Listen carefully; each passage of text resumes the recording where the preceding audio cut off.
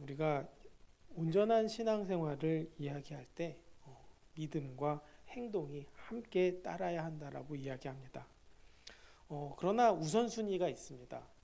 행위가 우선이 아닐 수밖에 없는 건 올바른 행위가 올바른 믿음을 만들어내지는 못하지만 올바른 믿음이 올바른 행위로 드러날 수 있기 때문에 가장 우선순위는 믿음이고 그 다음에 그 믿음을 가지고 행하는 것이 중요한 것이죠. 사실상 이 우선순위가 헷갈릴 때가 우리 삶 속에 참 많을 때가 있습니다. 그래서 뭐가 우선인지, 내가 믿음대로 살아야 되는가, 또 행동해야 하는가, 늘 여기에 대한 부딪힘이 있는 것이죠. 그래서 제일 중요한 것은 믿음을 가지고 행동하는 것이 중요하다는 것입니다. 가끔 이런 생각도 들 때가 있습니다. 정말 믿음이 우선인가? 행동이 우선은 아닌가? 또 행동을 하는 것이 우선이 되어야 되는 것이 아닌가? 이런 생각이 들 때도 있지만 실질적으로 믿음이 있을 때 온전한 행동으로 나아가야 그 믿음에 대한 하나님의 역사가 이루어진다는 것이죠. 오늘 말씀도 그렇습니다. 사실 지금 히스기야는 은혜가 넘치는 시기였습니다. 하나님과의 관계를 회복하기 위해서 노력했고 또 그로 인해서 정말로 회복되는 은혜들도 누렸습니다. 그런데 그 시간이 그렇게 길지 않았다는 것이 문제죠. 이제는 사내립이 또다시 이스라엘을 공격하려고 합니다. 남유다가 지금 망할 수밖에 없는 그런 상황들이 보게 되는 것이죠. 아수르가 침략할 때가 무려 이 침공이 BC 701년경에 일어난 것으로 보입니다. 사실 유다는 아수르와 애굽 사이에 끼어 있었고 또 이미 북이스라엘은 멸망한 상태였습니다. 사내립이 이제는 유다의 모든 성읍들을 점령하려고 계획한다고 오늘 1절 말씀에 쓰여 있지만 실제로는 그 아수르의 기록을 봤을 때 사내립이 이미 예루살렘을 제외한 유다의 46성읍을 함락했다고 밝힙니다. 사내립이 블레셋의 국경인 라기스에 기지를 두고 예루살렘마저도 지금 넘보고 있는 상황이었죠.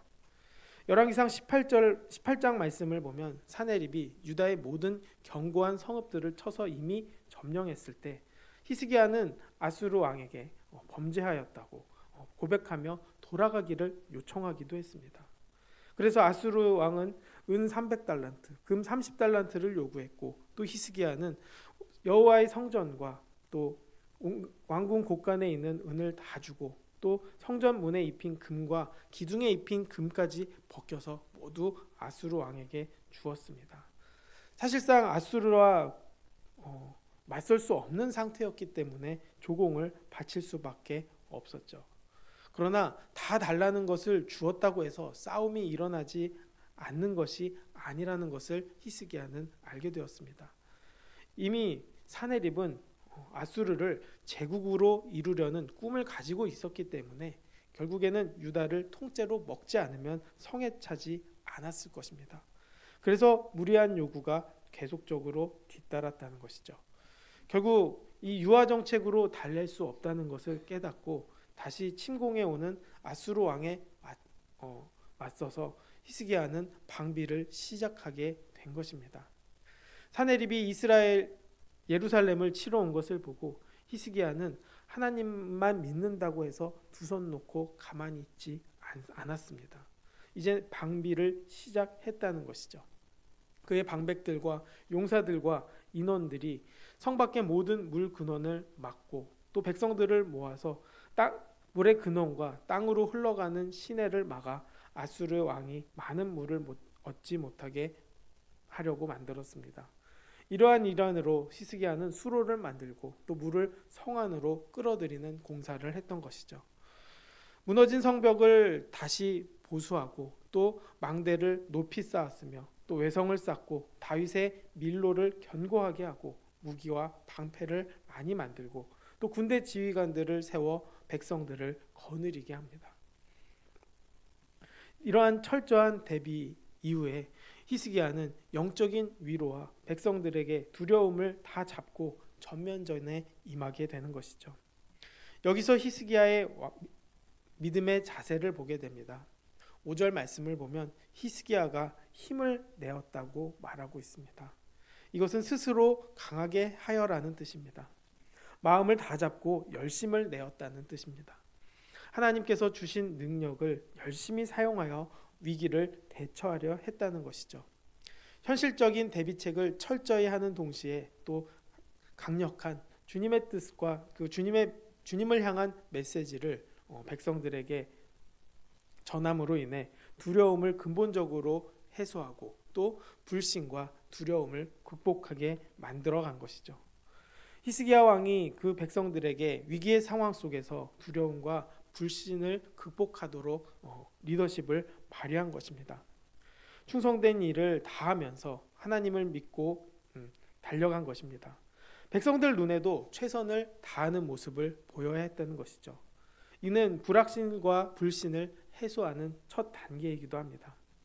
사내립이 유다를 침공할 것을 보고 히스기야는 방백들과 상의해서 견고하게 만들었습니다. 그리고 치열한 그 상황 속에서 기도를 강조하고 있습니다. 기도를 강조하고 믿음을 강조했다는 것이죠. 그래서 마음을 담대히 하고 강하게 하고 또 아수르의 왕을 두려워하지 말라고 명령합니다. 그리고 그 두려워할 필요가 없다는 근거로 하나님을 제시합니다.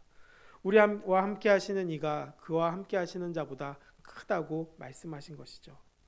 아수르가 함께하는 것은 육신의 팔에 불과하지만 우리와 함께 하시는 이는 하나님이라고 대비시킨 것입니다. 하나님께서 반드시 우리를 도우시고 또 우리를 대신하여 싸우실 것이라고 확신을 심어줍니다. 백성들은 유다 왕 히스기야의 말로 결국 안심을 하게 되었습니다. 그러나 여기서 끝나지 않습니다. 또 적들은 회유와 협박을 합니다. 히스기야와 하나님을 비방하며 백성들의 신앙을 꺾으려고 합니다.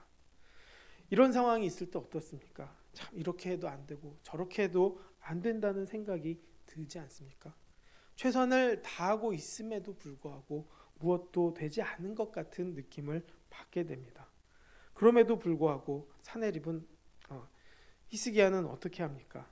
결국 이런 상황 속에서 이사야와 더불어 하늘을 향하여 하나님께 기도합니다. 그 편지를 여호와 앞에 펴놓고 기도하면서 아수르 왕들이 멸망시킨 이방신들은 사람 손으로 만들어진 나무와 돌에 불과하지만 사내립은 지금 하나님을 비방하고 있다고 강조합니다. 그리고 히스기야는 이 싸움이 하나님께 속한 전쟁이 되게 해달라고 간구합니다. 이제 여기서부터 그 전쟁의 성격이 달라집니다. 이 싸움을 하나님의 싸움으로 만들었다는 것입니다. 결국 하나님이 싸우는 싸움은 어떤 싸움입니까? 하나님께서 이기셨다는 승리의 보장입니다. 결국 이 기도도 내게 속한 것이 아니라 하나님께 속해야 한다는 그 믿음의 책무와 특권을 그가 보여줍니다. 히스기야는 편지를 하나님 앞에 펴놓고 기도하면서 결국 하나님이 이기실 것이고 또 하나님이 자존심이 있으시지 어딜 그들에게 지시겠습니까? 라고 이야기하면서 결국엔 온 천하의 만국이 하나님 안에 있다는 것을 그리고 하나님이 진정한 주님이라는 것을 알게 해달라고 간구하며 이 전쟁의 방향을 바꾸게 됩니다. 결국 이처럼 이렇게 현실적인 대비와 또 전적인 기도가 결합이 되었을 때 하나님께서는 천사를 보내고 또 아수르의 왕의 진영에서 큰 용사 그리고 모든 지휘관들을 멸하십니다. 아수르의 군대 18만 5천 명이 한순간에 송장이 되어버린 것이죠. 사내립은 너무 창피한 나머지 자신의 나라로 돌아갑니다. 사내립이 니스루 성전에서 경배할 때 자신들의 자녀들에게 죽임을 당하게 됩니다. 이것은 돌아가자마자 당한 것은 아닙니다. 20년 후에 자녀들에게 죽는 사건입니다. 그러나 이 성경 말씀은 이 모두가 하나님의 심판이자 또 히스기야의 기도의 응답으로 부각한 것입니다. 결국 히스기야가 옳았고 사내립이 결국 거짓 유혹을 통해 틀렸음을 증명하게 되는 것이죠. 히스기야는 결국 적국에서 구원을 받고 또 보호를 받게 되었고 또 많은 나라들이 이제는 히스기야를 인정하게 되었다는 것입니다.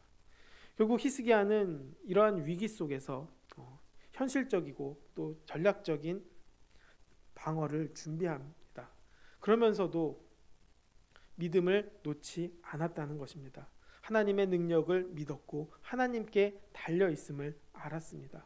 그리고 이 싸움이 결국 하나님에 속한 전쟁이라는 것을 만들었고 그로 인해 승리를 보장받게 된 것입니다. 결국 천하만국이 하나님의 나라인 것을 알게 했고 또 그로 인해서 하나님의 영광이 드러나기를 원했던 것이죠. 결국 그가 한 행동은 무엇입니까? 현실적인 준비 그리고 영적으로 담대함을 부여했고 또 기도를 통해서 하나님의 역사를 간절히 간구했다는 것입니다.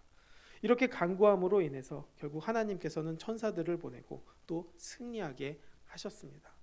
모두가 이스라엘, 유다가 질 수밖에 없고 함락당할 수밖에 없는 그런 상황 속에서 하나님을 의지했을 때 놀라운 반전, 또 놀라운 역사가 일어난다는 것을 알게 했다는 것이죠.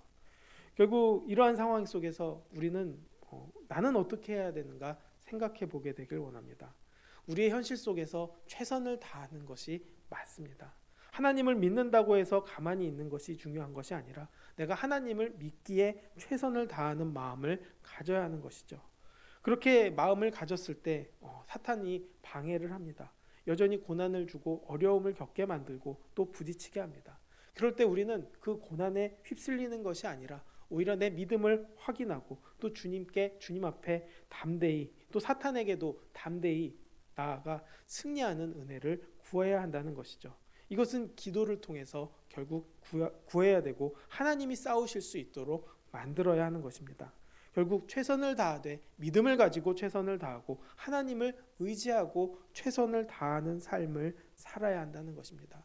이것이 바로 믿음의 사람들의 자세이고 또 그렇게 살아야 하는 것이 하나님의 뜻이라는 것입니다. 그렇기 때문에 오늘 하루도 우리는 하나님을 의지하게 되기를 원합니다. 하나님을 의지했을 때 또 하나님의 의지함으로 인해서 최선을 다하고 살아갈 때 하나님께서는 도우십니다. 물론 그 최선을 다한다고 해서 우리가 무조건 잘 되는 것은 아닙니다. 한계를 마주하기도 하고 어려움을 겪기도 합니다. 그럼에도 불구하고 하나님께 기도하는 그 자세를 다시 돌이키고 나아갈 때 하나님께서는 역사하시고 인도하신다는 것이죠. 믿음의 길, 구원의 길, 또 영원한 생명의 길로 인도하시는 것입니다. 그 길을 가기를 하나님께서는 원하고 계시고 이 땅이 그렇게 되기를 하나님께서는 원하고 계시다는 것이죠. 하나님의 뜻과 우리의 마음 그리고 우리의 믿음이 하나 될 때 하나님의 놀라운 역사는 이루어지고 안 될 것 같은 그런 상황 속에서도 하나님은 불가능을 가능케 하신다는 것입니다. 그 하나님을 오늘 하루도 우리가 의지하게 되기를 원합니다. 그 하나님을 의지했을 때 결국 하나님의 은혜가 우리 안에 넘치게 되고 또 하나님은 놀라운 역사를 이루십니다. 그 역사를 믿고 나아가며 또 우리는 그 삶으로 살아가는 우리 모두가 되기를 주님의 이름으로 축복합니다. 기도하겠습니다.